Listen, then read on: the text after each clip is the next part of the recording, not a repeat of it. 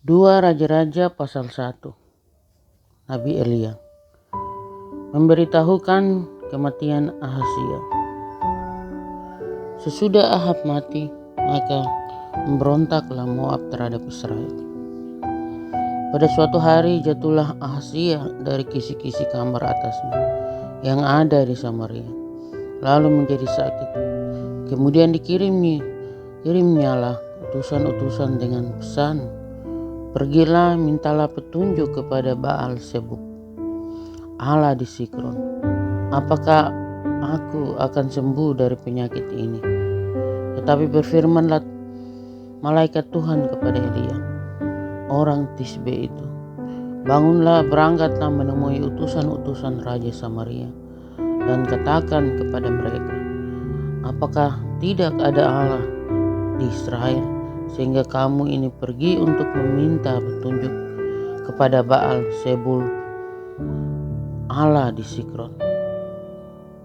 Sebab itu beginilah firman Tuhan, engkau tidak akan bangun lagi dari tempat tidur di mana engkau berbaring, sebab engkau pasti akan mati."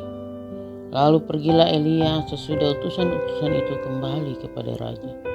Berkatalah ia kepada mereka, "Mengapa kamu kembali?"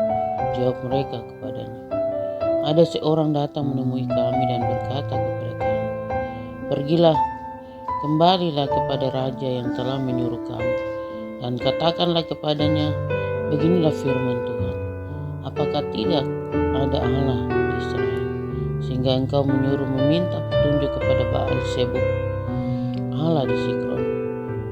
Sebab itu engkau tidak akan bangun lagi dari tempat tidur di mana engkau berbaring, sebab engkau pasti akan mati."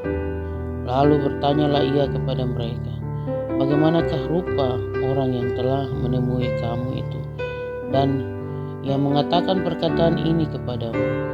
Jawab mereka kepadanya, "Seorang yang memakai pakaian bulu dan ikat pinggang kulit terikat pada pinggangnya." Maka berkatalah ia, "Itu Elia orang Tisbe." Sesudah itu disuruhnyalah kepada Elia seorang perwira dengan ke-50 anak buahnya. Orang itu naik menjumpai Elia dan yang sedang duduk di atas puncak bukit. Berkatalah orang itu kepadanya, "Hai abdi Allah, raja bertitah, turunlah." Tetapi Elia menjawab, katanya kepada perwira itu, "Kalau benar aku abdi Allah, biarlah turun api dari langit memakan engkau habis dengan ke-50 anak buahmu." Maka turunlah api dari langit memakan dia habis dengan ke-50 anak buahnya. Kemudian raja menyuruh pula kepadanya seorang perwira yang lain dengan ke-50 anak buahnya. Lalu orang itu berkata kepada Elia, "Hai abdi Allah, beginilah titah raja, segeralah turun." Tetapi Elia menjawab mereka, "Kalau benar aku abdi Allah, biarlah turun api dari langit memakan engkau habis dengan ke-50 anak buahmu." Maka turunlah api Allah dari langit memakan dia habis dengan ke-50 anak buahnya. Kemudian raja menyuruh pula seorang perwira yang ketiga dengan ke-50 anak buahnya. Lalu naiklah perwira yang ketiga itu, dan sesudah sampai, berlututlah ia di depan Elia, serta memohon belas kasihan kepadanya. Katanya, "Ya abdi Allah, biarlah kiranya nyawaku dan nyawa ke-50 orang hamba-hambamu ini berharga di matamu. Bukankah api sudah turun dari langit memakan habis kedua perwira yang dahulu dengan ke-50 anak buah mereka? Tetapi mereka biarlah nyawaku berharga di matamu." Maka berfirmanlah malaikat Tuhan kepada Elia, "Turunlah bersama-sama dia, janganlah takut kepadanya." Lalu bangunlah Elia dan turun bersama-sama dia menghadap raja. Berkatalah Elia kepada raja, "Beginilah firman Tuhan, oleh karena engkau telah mengirim utusan-utusan untuk meminta petunjuk kepada Baal Zebub, Allah di Sikron, seolah-olah tidak ada Allah di Israel untuk ditanyakan firman-Nya, sebab itu engkau tidak akan bangun lagi dari tempat tidur di mana engkau berbaring, sebab engkau pasti akan mati."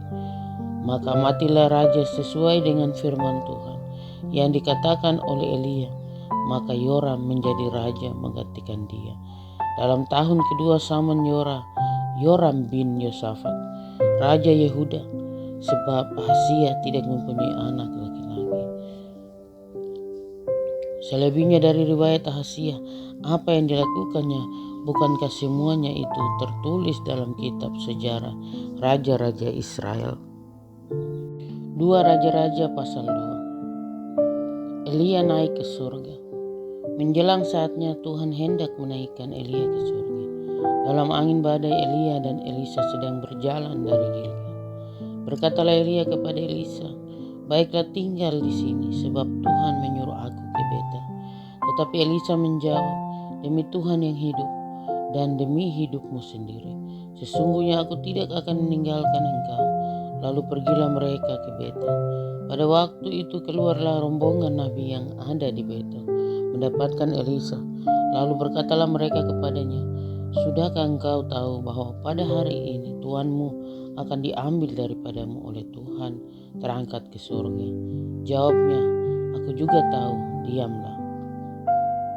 Berkatalah Elia kepadanya, "Hai Elisa, baiklah tinggal di sini, sebab Tuhan menyuruh aku ke Yeriko." Tetapi jawabnya, "Demi Tuhan yang hidup dan demi hidupmu sendiri, sesungguhnya aku tidak akan meninggalkan engkau." Lalu sampailah mereka di Yeriko. Pada waktu itu mendekatlah rombongan nabi yang ada di Yeriko kepada Elisa serta berkata kepadanya, "Sudahkah engkau tahu bahwa pada hari ini tuanmu akan diambil daripadamu oleh Tuhan, terangkat ke surga?" Jawabnya, "Aku juga tahu, diamlah." Berkatalah Elia kepadanya, "Baiklah tinggal di sini, sebab Tuhan menyuruh aku ke sungai Yordan." Jawabnya, "Demi Tuhan yang hidup dan demi hidupmu sendiri, sesungguhnya aku tidak akan meninggalkan engkau." Lalu berjalanlah keduanya. 50 orang dari rombongan nabi itu ikut berjalan, dan mereka berdiri memandang dari jauh ketika keduanya berdiri di tepi sungai Yordan. Lalu Elia mengambil jubahnya, digulungnya, dipukulkannya ke atas air itu, maka terbagilah air itu ke sebelah sini dan ke sebelah sana, sehingga menyeberanglah keduanya dengan berjalan di tanah yang kering. Dan sesudah mereka sampai di seberang, berkatalah Elia kepada Elisa, "Mintalah apa yang hendak kulakukan kepadamu sebelum aku terangkat daripadamu." Jawab Elisa, "Biarlah kiranya aku mendapat 2 bagian dari rohmu." Berkatalah Elia, "Yang kau minta itu adalah sukar. Tetapi jika engkau dapat melihat aku terangkat daripadamu, akan terjadilah kepadamu seperti yang demikian. Dan jika tidak akan terjadi." Sedang mereka berjalan terus sambil berkata-kata, tiba-tiba datanglah kereta berapi dengan kuda berapi, memisahkan keduanya. Lalu naiklah Elia ke surga dalam angin badai. Ketika Elisa melihat itu, maka berteriaklah ia, "Bapakku, Bapakku, kereta Israel dan orang-orangnya yang berkuda." Kemudian tidak dilihatnya lagi, lalu direnggutkannya pakaiannya dan dikoyakannya menjadi 2 koyak.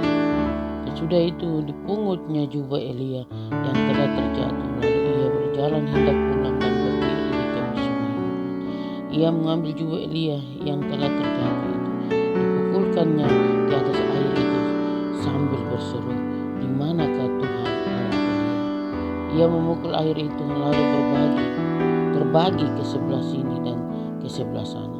Maka menyeberanglah Elisa. Ketika rombongan nabi yang dari Yeriko itu melihat dia dari jauh, mereka berkata, "Roh Elia telah hinggap pada Elisa."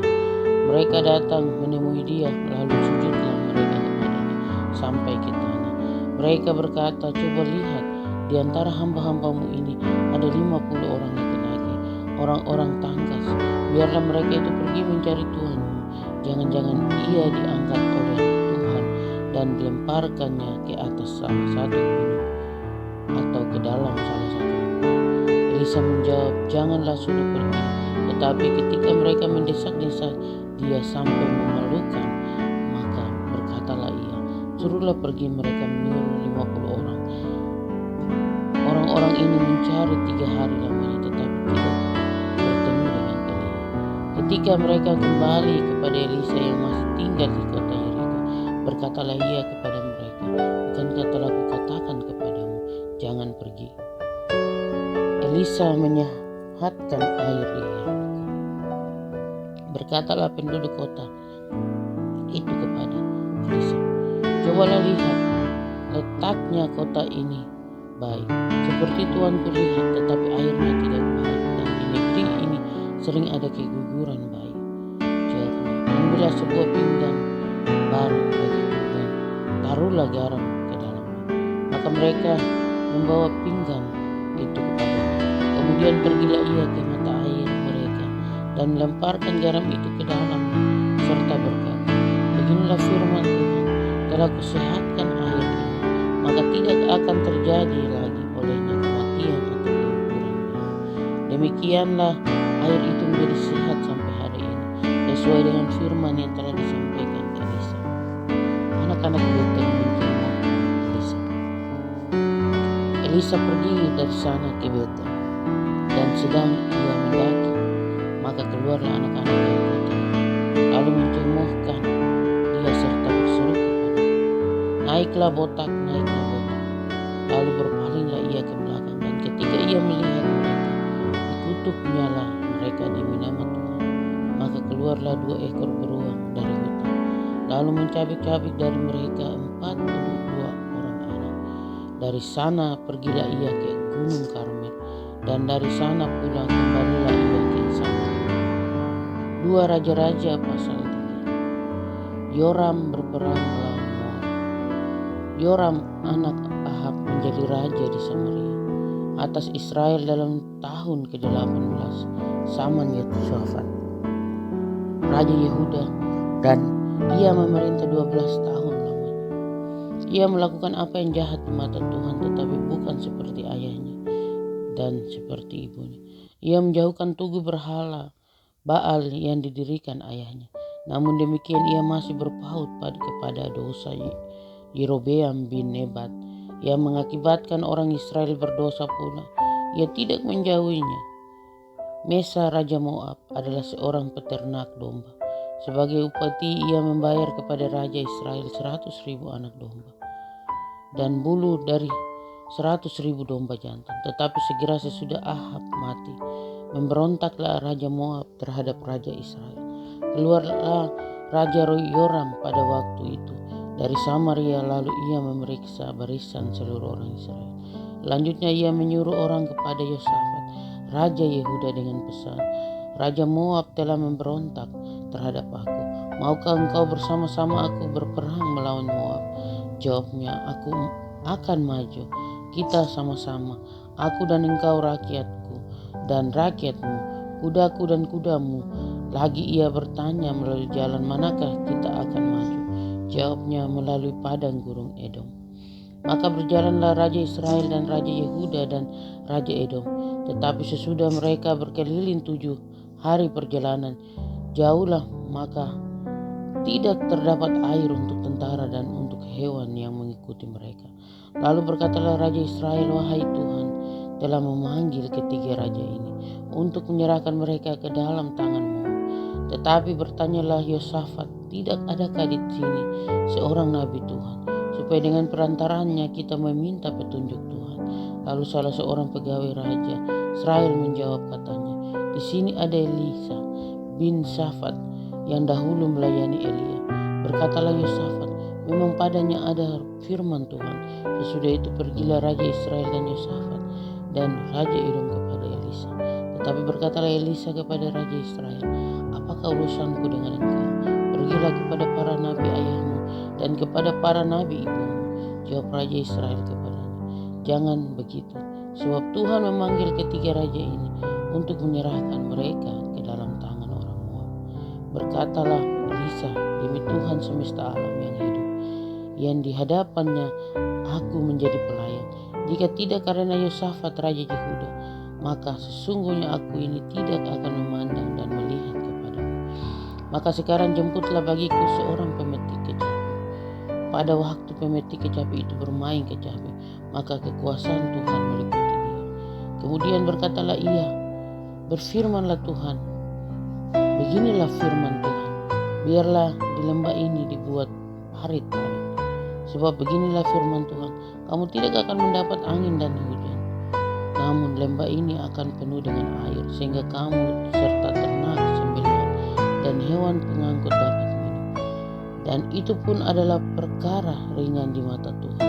Juga orang Moab akan diserahkannya ke dalam tanganmu. Kamu akan memusnahkan segala kota yang berkubu dan segala kota pilihan. Kamu akan menumbangkan segala pohon yang baik. Kamu akan menutup segala mata air dan kamu akan merusakkan segala ladang yang baik dengan batu-batu. Keesokan harinya ketika orang mempersembahkan korban, datanglah dengan tiba-tiba air dari arah Edom. Lalu penuhlah negeri itu dengan air. Ketika didengar seluruh orang Moab bahwa ketika raja itu telah maju memerangi mereka, maka dikerahkanlah semua orang yang masih sanggup menyandang pedang, bahkan orang-orang yang lebih tua juga. Kemudian mereka ditempatkan di tepi perbatasan. Keesokan harinya pagi-pagi ketika matahari bersinar atas permukaan air itu, tampaklah kepada orang Moab itu bahwa air di sebelah depannya merah seperti darah. Lalu berserulah mereka, itu darah, tentulah raja-raja itu telah berbunuh-bunuhan, yang seorang membunuh yang lain. Maka sekarang mari menjarah, hai orang-orang Moab. Tetapi ketika mereka sampai ke perkemahan orang Israel, maka bangkitlah orang Israel itu, lalu memukul orang-orang Moab sehingga mereka lari dari situ. Dan makin jauhlah mereka menerobos ke dalam Moab, sambil menewaskan orang-orang Moab itu. Mereka meruntuhkan kota-kota dan menutupi setiap ladang yang baik dengan batu, karena setiap orang melemparkan batu ke atasnya. Mereka menutupi segala mata air dan menumbangkan segala pohon yang baik, sampai hanya Kir Hareset saja yang ditinggalkan. Tetapi kota ini ditembaki oleh orang-orang pengumban dari segala penjuru. Ketika Raja Moab melihat bahwa peperangan itu terlalu berat baginya, diambilnyalah 700 orang pemegang pedang bersama-sama dia untuk menerobos ke jurusan Raja Edom, tetapi tidak berhasil. Kemudian ia mengambil anaknya yang sulung yang akan menjadi raja, menggantikan dia, lalu mempersembahkannya sebagai korban bakaran di atas pagar tembok. Tetapi kegusaran terbesar menimpa orang Israel, sehingga mereka berangkat meninggalkan dia dan pulang ke negeri mereka. 2 Raja-Raja pasal 4. Minyak seorang janda. Salah seorang dari istri-istri para nabi mengadukan halnya kepada Elisa sambil berseru, "Hambamu suamiku sudah mati dan engkau ini tahu bahwa hambamu itu takut akan Tuhan. Tapi sekarang penagih hutang sudah datang untuk mengambil kedua orang anakku menjadi budakmu." Jawab Elisa kepadanya, "Apakah yang dapat kuperbuat bagimu? Beritahukanlah kepadaku apa-apa yang kau punya di rumah." Berkatalah perempuan itu, "Hambamu ini tidak punya sesuatu apapun di rumah kecuali sebuah bulu-bulu berisi minyak." Lalu berkatalah Elisa, "Pergilah, mintalah bejana-bejana dari luar, daripada segala tetangga, bejana-bejana kosong, tetapi jangan terlalu sedikit. Kemudian masuklah, tutuplah pintu sesudah engkau dan anak-anakmu masuk, lalu tuanglah minyak itu ke dalam segala bejana. Mana yang penuh, angkatlah." Pergilah perempuan itu dan daripadanya ditutupnyalah pintu sesudah ia dan anak-anaknya masuk. Dan anak-anaknya mendekatkan bejana-bejana kepadanya, dan ia terus minum. Ketika bejana-bejana itu sudah penuh, berkatalah perempuan itu kepada anaknya, "Dekatkanlah kepadaku sebuah bejana." Tetapi jawabnya kepada ibu, "Tidak ada lagi bejana." Lalu berhentilah minyak itu mengalir. Kemudian pergilah perempuan itu memberitahukannya kepada abdi Allah. Dan orang ini berkata, "Pergilah, jualah minyak itu, bayarlah hutangmu, dan hiduplah dari lebihnya, engkau serta anak-anakmu." Perempuan Sunem dengan anak. Pada suatu hari Elisa pergi ke Sunem. Di sana tinggal seorang perempuan kaya yang mengundang dia makan. Dan beberapa kali ia dalam perjalanan, sehingga ia ke sana dan untuk makan. Berkatalah perempuan itu kepada suaminya, "Sesungguhnya aku sudah tahu bahwa orang yang selalu datang kepada kita itu adalah abdi Allah yang kudus. Baiklah kita membuat sebuah kamar atas yang kecil, yang berdinding batu, dan baiklah kita menaruh di sana baginya sebuah tempat tidur, sebuah meja, sebuah kursi, dan sebuah kandil. Maka apabila ia datang kepada kita, ia boleh masuk ke sana. Pada suatu hari datanglah ia ke sana, lalu masuklah ia ke kamar atas itu dan tidur di situ. Kemudian berkatalah ia kepada Gehazi bujangnya, panggillah perempuan Sunem itu. Lalu dipanggilnyalah perempuan itu, dan dia berdiri di depan Gehazi. Elisa telah berkata kepada Gehazi, cobalah katakan kepadanya, sesungguhnya engkau telah sangat bersusah-susah seperti ini untuk kami. Apakah yang dapat kuperbuat bagimu? Adakah yang dapat ku bicarakan tentang engkau kepada raja atau kepala tentara? Jawab perempuan itu, aku ini tinggal di tengah-tengah kaum. Kemudian berkatalah Elisa, apakah yang dapat kuperbuat baginya? Jawab Gehazi, ia tidak mempunyai anak dan suaminya sudah tua. Lalu berkatalah Elisa, panggillah dia. Dan sesudah dipanggilnya, berdirilah perempuan itu di pintu. Berkatalah Elisa, pada waktu seperti ini juga tahun depan engkau ini akan menggendong seorang anak laki-laki. Tetapi jawab perempuan itu, janganlah tuanku ya abdi Allah, janganlah berdusta kepada hamba-Mu ini. Mengandunglah perempuan itu lalu melahirkan seorang anak laki-laki pada waktu seperti itu juga. Pada tahun berikutnya seperti yang dikatakan Elisa kepadanya. Setelah anak itu menjadi besar, pada suatu hari keluarlah ia mendapatkan ayahnya di antara penyamit-penyamit gandum. Tiba-tiba menjeritlah ia kepada ayahnya, aduh kepalaku, kepalaku. Lalu kata ayahnya kepada seorang bujang, angkatlah dia dan bawa kepada ibunya. Diangkatnyalah dia, dibawanya pulang kepada ibunya. Duduklah dia di pangkuan ibunya sampai tengah hari. Tetapi sesudah itu matilah ia. Lalu naiklah perempuan itu, dibaringkannyalah dia di atas tempat tidur abdi Allah itu. Ditutupnyalah pintu dan pergi sehingga anak itu saja di dalam kamar. Sesudah itu ia memanggil suaminya serta berkata, suruh kepadaku salah seorang bujang dengan membawa seekor keledai betina. Aku mau pergi dengan segera kepada abdi Allah itu dan akan terus pulang. Berkatalah suaminya, mengapakah pada hari ini engkau hendak pergi kepadanya? Padahal sekarang bukan bulan baru dan bukan hari Sabat. Jawab perempuan itu, jangan khawatir. Dipelananyalah keledai itu dan berkatalah ia kepada bujangnya, tuntunlah dan majulah, jangan tahan-tahan aku dalam perjalananku, kecuali apabila ku katakan kepadamu. Demikianlah perempuan itu berangkat dan pergi kepada abdi Allah di gunung Karmel.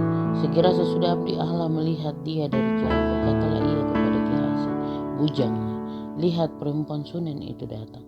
Larilah menyongsongnya dan katakanlah kepadanya, selamatkah engkau? Selamatkah suamimu? Selamatkah anak itu? Jawab perempuan itu, selamat.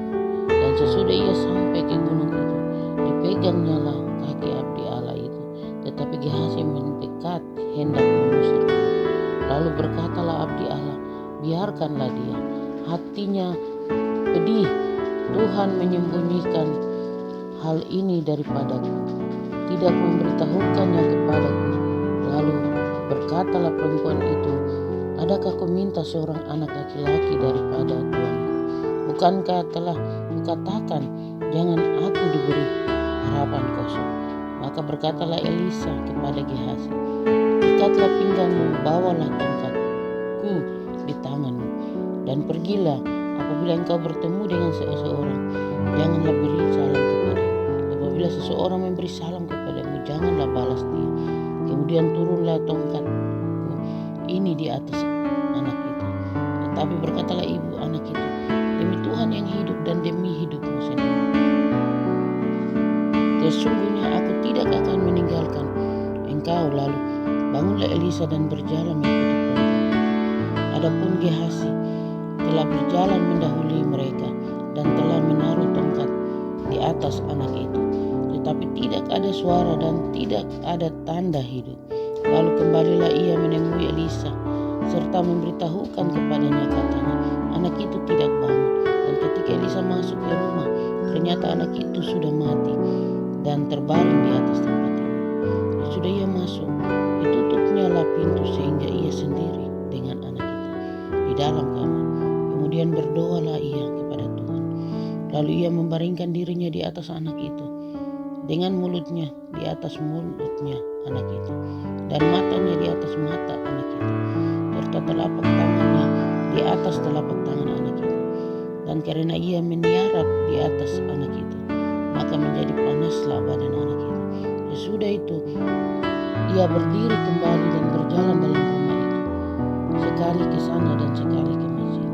Kemudian meniarap pula lah ia di atas anak itu, maka bersinlah anak itu sampai 7 kali, lalu membuka matanya. Kemudian Elisa memanggil Gehazi dan berkata, panggillah perempuan Sunem itu. Dipanggilnya lah dia, lalu datanglah ia kepadanya. Maka berkatalah Elisa, angkatlah anakmu ini. Masuklah perempuan itu lalu tersungkur di depan kaki Elisa dan sujud menyembah dengan mukanya sampai ke tanah. Kemudian diangkatnya lah anaknya lalu keluar. Maut dalam kuali. Elisa kembali ke Gilgal pada waktu ada kelaparan di negeri itu. Dan ketika pada suatu kali rombongan Nabi duduk di depannya, berkatalah ia kepada bujang, taruhlah kuali yang paling besar di atas api dan masaklah sesuatu makanan bagi rombongan Nabi itu. Lalu keluarlah seorang dari mereka ke ladang untuk mengumpulkan sayur-sayuran. Ia menemui pohon sayur sulur-suluran liar dan memetik daripadanya labu liar, serangkul penuh dalam jubahnya. Sesudah ia pulang, teruslah ia mengiris-irisnya ke dalam kuali masakan tadi, sebab mereka tidak mengenalnya. Kemudian dicedoklah dari masakan tadi bagi orang-orang itu untuk dimakan, dan segera sesudah mereka memakannya, berteriaklah mereka serta berkata, maut ada dalam kuali itu, hai abdi Allah, dan tidak tahan mereka memakannya. Tetapi berkatalah Elisa, ambillah tepung, dilemparkannya lah itu ke dalam kuali, serta berkata, cedoklah sekarang bagi orang-orang ini supaya mereka makan, maka tidak ada lagi sesuatu bahaya dalam kuali itu. Memberi makan 100 orang. Datanglah seorang dari Baal Salisa dengan membawa bagi abdi Allah roti hulu hasil, yaitu 20 roti jelai serta gandum baru dalam sebuah kantong. Lalu berkatalah Elisa, berilah itu kepada orang-orang ini supaya mereka makan. Tetapi pelayannya itu berkata, bagaimanakah aku dapat menghidangkan ini di depan 100 orang? Jawabnya, berilah kepada orang-orang itu supaya mereka makan, sebab beginilah firman Tuhan, orang akan makan, bahkan akan ada sisanya. Lalu dihidangkannya lah di depan mereka, maka makanlah mereka dan ada sisanya, sesuai dengan firman Tuhan. 2 Raja-Raja pasal 5. Naaman disembuhkan.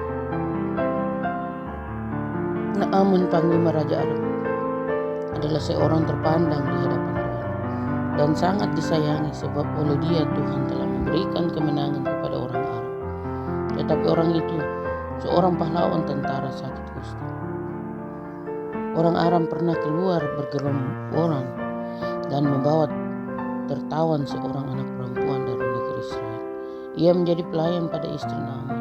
Berkatalah gadis itu kepada nyonyanya, sekiranya Tuanku menghadap nabi yang di Samaria itu, maka tentulah nabi itu akan menyembuhkan dia dari penyakit. Lalu pergilah Naaman memberitahukan kepada tuannya, katanya, beginilah dikatakan oleh gadis yang dari negeri Israel itu. Maka jawab Raja Aram, baik, pergilah, dan aku akan mengirim surat kepada Raja Israel. Lalu pergilah Naaman dan membawa sebagai persembahan 10 talenta perak dan 6.000 sikal emas dan 10 potong pakaian. Ia menyampaikan surat itu kepada Raja Israel yang berbunyi, sesampainya surat ini kepadamu, maklumlah kiranya bahwa aku menyuruh kepadamu Naaman penggawaiku, supaya engkau menyembuhkan dia dari penyakit kustanya. Segera sesudah Raja Israel membaca surat itu, dikoyakkannya nyala pakaiannya serta berkata, Allahkah aku ini yang dapat mematikan dan menghidupkan, sehingga orang ini mengirim pesan kepadaku supaya kusembuhkan seorang dari penyakit kustanya. Tetapi sesungguhnya perhatikanlah dan lihatlah, ia mencari gara-gara terhadap aku. Segera sesudah didengar Elisa abdi Allah itu bahwa Raja Israel mengoyakkan pakaiannya, dikirimnyalah pesan kepada Raja bunyinya, mengapa engkau mengoyakkan pakaianmu? Biarlah ia datang kepadaku supaya ia tahu bahwa ada seorang nabi di Israel. Kemudian datanglah Naaman dengan kudanya dan keretanya, lalu berhenti di depan pintu rumah Elisa. Elisa menyuruh seorang suruhan kepadanya mengatakan, pergilah mandi 7 kali dalam sungai Yordan, maka tubuhmu akan pulih kembali sehingga engkau menjadi tahir. Tetapi pergilah Naaman dengan gusar sambil berkata, aku sangka bahwa setidak-tidaknya ia datang keluar dan berdiri memanggil nama Tuhan Allahnya, lalu menggerak-gerakan tangannya di atas tempat penyakit itu, dan dengan demikian menyembuhkan penyakit kustaku. Bukankah Abana dan Parpar, sungai-sungai Damsyik, lebih baik dari segala sungai di Israel? Bukankah aku dapat mandi di sana dan menjadi tahir? Kemudian berpalinglah ia dan pergi dengan panas hati. Tetapi pegawai-pegawainya datang mendekat serta berkata kepadanya, Bapak, seandainya nabi itu menyuruh perkara yang sukar kepadamu, bukankah Bapak akan melakukannya? Apalagi sekarang ia hanya berkata kepadamu, mandilah dan engkau akan menjadi tahir. Maka turunlah ia membenamkan dirinya 7 kali dalam sungai Yordan, sesuai dengan perkataan abdi Allah itu. Lalu pulihlah tubuhnya kembali seperti tubuh seorang anak, dan ia menjadi tahir. Kemudian kembali ia dengan seluruh pasukannya kepada abdi Allah itu. Setelah sampai, tampillah ia ke depan Elisa dan berkata, sekarang aku tahu bahwa di seluruh bumi tidak ada Allah kecuali di Israel. Karena itu terimalah kiranya suatu pemberian dari hamba-Mu ini. Tapi Elisa menjawab, demi Tuhan yang hidup, yang di hadapannya aku menjadi pelayan, sesungguhnya aku tidak akan menerima apa-apa. Dan walaupun Naaman mendesaknya supaya menerima sesuatu, ia tetap menolak.